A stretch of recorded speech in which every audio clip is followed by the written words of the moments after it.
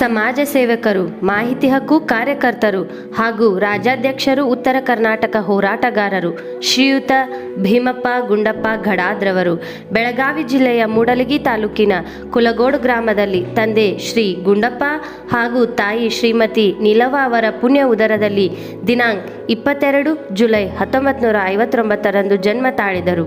ಬಾಲ್ಯದಿಂದಲೂ ಪ್ರತಿಭಾನ್ವಿತರಾದ ಇವರು ಕಡು ಬಡತನದಿಂದಾಗಿ SSLCಯ ನಂತರ ವಿದ್ಯಾಭ್ಯಾಸ ಮುಂದುವರಿಸಲಾಗದೆ ಕೆಲಸಕ್ಕೆ ಸೇರಿಕೊಂಡು ಜೀವನ ಸಾಗಿಸತೊಡಗಿದರು. ಸದಾ ಹೋರಾಟದ ಮನೋಭಾವರಾದ ಶ್ರೀಯುತರು ಬಡವರ ನೊಂದವರ ಕಷ್ಟಗಳಿಗೆ ಸ್ಪಂದಿಸುವ ಸ್ಫೂರ್ತಿಯ ಚಿಲುಮೆಯಾಗಿದ್ದಾರೆ.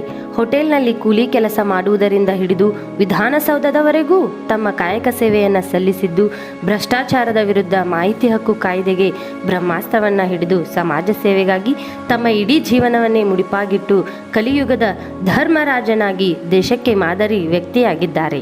ಬೆಳಗಾವಿಯ ಮಹಾನಗರ ಪಾಲಿಕೆ ಮೇಲೆ ರಾಷ್ಟ್ರಧ್ವಜವನ್ನು ಹಾರಾಡಲು ಹಾಗೂ ಗಡಿಭಾಗದ ಯಳೂರು ಗ್ರಾಮವು ಕರ್ನಾಟಕಕ್ಕೆ ಮರು ಸೇರ್ಪಡೆಯಾಗಲು ಕಾರಣೀಕರ್ತರಾದವರು. ಸಾಧನೆಗಳ ಸರದಾರರಾದ ಇವರು ವೀರ ಕನ್ನಡಿಗ, ಕರ್ನಾಟಕದ ಹೆಮ್ಮೆಯ ಸುಪುತ್ರ ಹಾಗೂ ಯಳೂರಿನ ಹುಲಿ ಎಂಬ ಹಲವಾರು ಪ್ರಶಸ್ತಿಗಳಿಗೆ ಪಾತ್ರರಾಗಿದ್ದಾರೆ. ಇವರ ಸಮಾಜಮುಖಿ ಹೋರಾಟದ ಫಲವಾಗಿ ಅದೆಷ್ಟೋ ಸರ್ಕಾರಿ ಕಾರ್ಯವೈಖರಿಗಳಲ್ಲಿ ಅನೇಕ ಬದಲಾವಣೆಗಳಾಗಿವೆ ಹಾಗೂ ಅದೆಷ್ಟೋ ಭ್ರಷ್ಟ ಸರ್ಕಾರಿ ಅಧಿಕಾರಿಗಳು ಸೇವೆಯಿಂದ ಅಮಾನತು ಕೂಡ ಆಗಿದ್ದಾರೆ.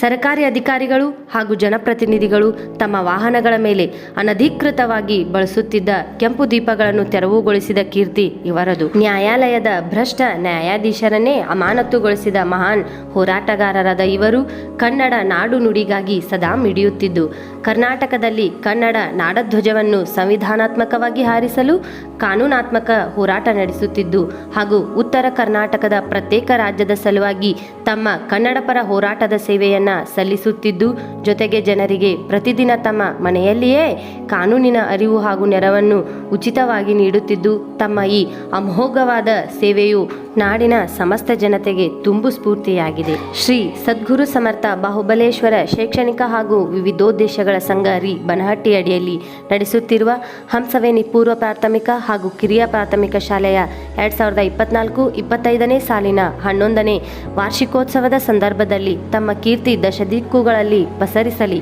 ಹಾಗೂ ಮುಂದಿನ ತಲೆಮಾರಿಗೆ ದಾರಿದೀಪವಾಗಲಿ ಎಂದು ಆಶಿಸುತ್ತಾ, ತಮ್ಮ ಈ ಅಪ್ರತಿಮ ಸೇವೆಯನ್ನು ಗುರುತಿಸಿ ಕಾಯಕ ನಿಷ್ಠೆಯನ್ನು ಪರಿಗಣಿಸಿ ಕಾಯಕಯೋಗಿ ಪ್ರಶಸ್ತಿಯನ್ನು ಗೌರವ ಹಾಗೂ ಅಭಿನಂದನಾ ಪೂರ್ವಕವಾಗಿ ದೇವರ ಸಾಕ್ಷಿಯಾಗಿ ಸಮರ್ಪಿಸುತ್ತಿದ್ದೇವೆ.